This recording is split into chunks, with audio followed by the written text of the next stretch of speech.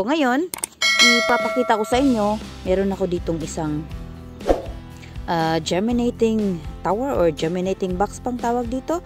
Dito ko generate ang mga buto ko. So, bubuksan natin para makita nyo. Ito yung generminate ko or pinatubo kong mga buto na kalabasa. So, yan. Sa 4 na araw lang, yan ang itsura nila. So, madali lang. Pero, ginawa ko to, itong mga buto, nilagay ko muna ito sa maligamgam na tubig.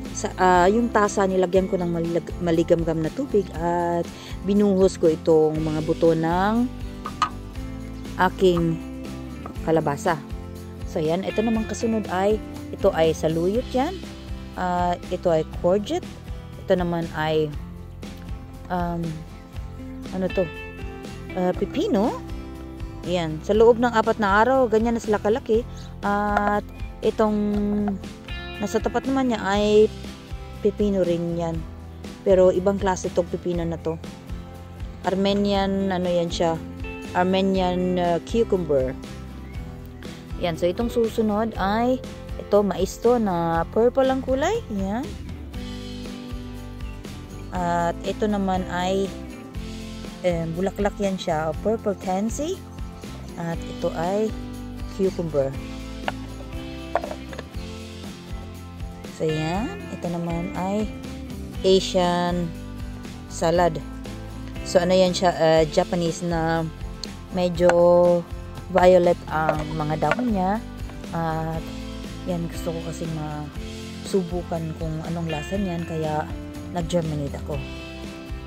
Ang sumunod naman ay ito ay mais rin. Sweet corn yan. So, yan, nakikita niyo yan, nakalagay. Sweet corn. At itong sumunod ay ano yan siya, pumpkins na napakaganda. Para siyang dumplings. Kaya ganyan lang nakalagay. Hindi pala. Para siyang dumplings. Pero yan yung ano niya, pangalan niya, Sweet Lightning. At ano pa lang, 3 days pa lang yan. Pero nagsimula na siyang mag-germinate. Tingnan nyo yun. Isa pa lang sa kanila ang nagsimulang mag-germinate. So, ito namang tapat, nasa tapat ay yan yung San Marzano tomatoes. Hindi pa siya nagsisimula. Pero itong tapat, nasa tapat niya ay Strohblumen ang nakalagay. Yan yung everlasting sa atin. Ayan. Halos lahat na rin sila ay nagsimula ng mag-germinate. So, ayun kung makikita nyo, ay ano na sila. Parang may mga buhok na maliliit. Ayan. Hindi yan molds. Ano yan? Ganyan talagang hitsura kapag nagsimula ng mag-germinate ang mga buto.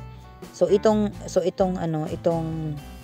sweet dumplings na Sweet Lightning pala kalabasa ay ano pala, 2 na pala silang magsisimulang mag-germinate. So, yan. So, ngayon ibabalik ko na itong mga pinuksan natin para siya mananatiling mainit sa loob. Diyan. Ito yung Japanese na pumpkins or squash na i-vlog ko na rin ito sa aking channel.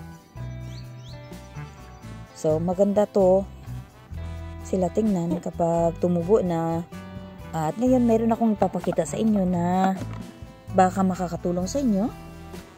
So, ito. Diba napapansin nyo, ano yan siya, hindi pa siya bumuka ng gusto, no? So, ayan. So, ang gagawin ko ay ngayon mga kabis, gusto kong i-share sa inyo kung ano ang gagawin kapag ganito ang itsura ng inyong mga buto, no? Medyo nahihirapan siyang lumabas dahil masikip yata ang buto nitong ating kalabasa. So, nahirapan siya. So, ang gagawin ko ngayon ay tulungan ko siyang makalabas. Ang gagawin natin ay yan. Pero kailangan nyo ring ingatan ang nasa loob o yung ano niya, yung buto niya, dahil posible rin na masusugatan nyo at hindi siya matutuloy. So ganito lang kadali ang pagbukas niyan. Yan. So nailabas na natin sa itsura niya ngayon. Ito mas madali na siyang tumubo dahil wala na itong balat ng buto niya. So kukuha pa ko ng isa. Gusto kong ipakita talaga sa inyo. Ayan.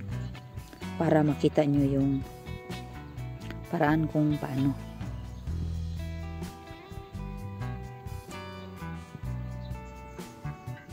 So mag-ingat din kayo dahil ano siya, medyo madulas eh. Yan. Pwede naman, ayan, pwede rin idiin dito, yan. Lumabas na. So ganun lang kadali. Ay, nahulog. Nahulog, lug. Ayan. So kukuha pa ko ng isa. Kita ko kung paano. Kasi meron sa atin na yung mga baguhan pa, hindi nila alam kung paano.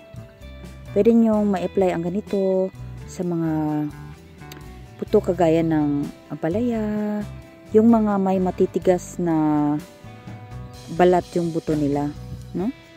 Sa ampalaya, sa upo.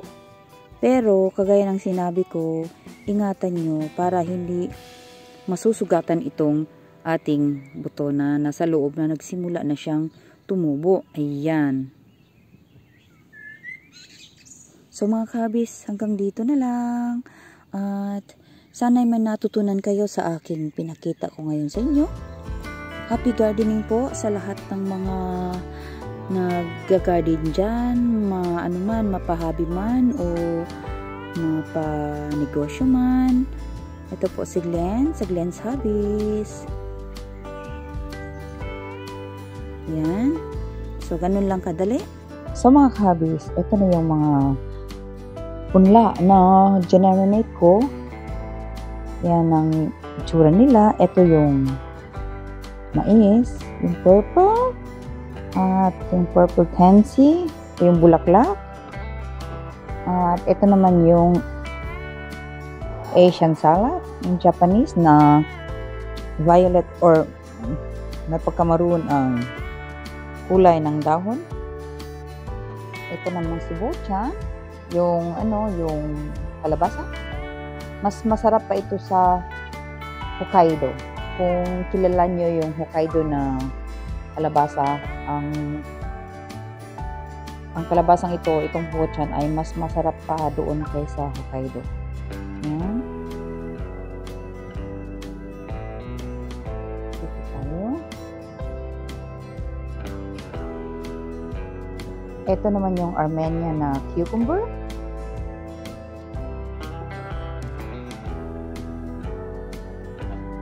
At ito si zucchini or courgette. Isa lang ang ang tumubo ng gusto. Ito susunodin to siya. Yan, ito sweet corn. Ito rin, sweet corn na yan. At ito naman si saluyot. So yan, ito na yung mga generminate ko. Yan, kita nyo na. Pero medyo natagagalan ako dito dahil dito kasi sobrang lamig sa sa time na ito. May na kasi mid-May na tayo, pero malamig pa dito at mahangin.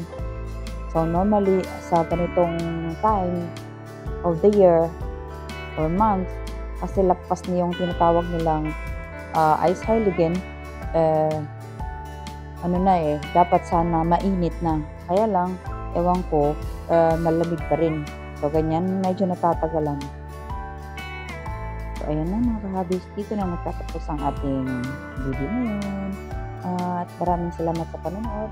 Hanggang sa susunod na mga videos natin. Sana huwag kayong magsawa sa kapapanood sa aking mga videos. At paki-like and share naman. Sa mga bago pa dyan, sa mga hindi pa nag-subscribe sa akin, paki-subscribe po.